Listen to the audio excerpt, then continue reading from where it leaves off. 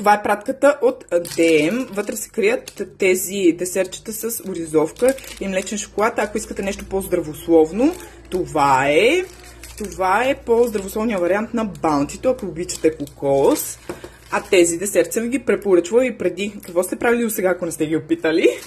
Тук имаме един ролон мъжки на Old Spice, са най-добрите и този с 0% алумини на Алтея. Ще пробвам за първи път този спрей с бяла роза. Възлагам големи надежди, защото знам, че Алтея е много хубав бранд.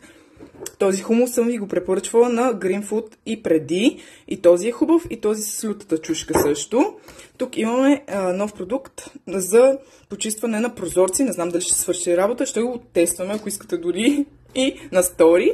И това също е нов продукт на TrendTub Glance, който ще тествам може би в видео.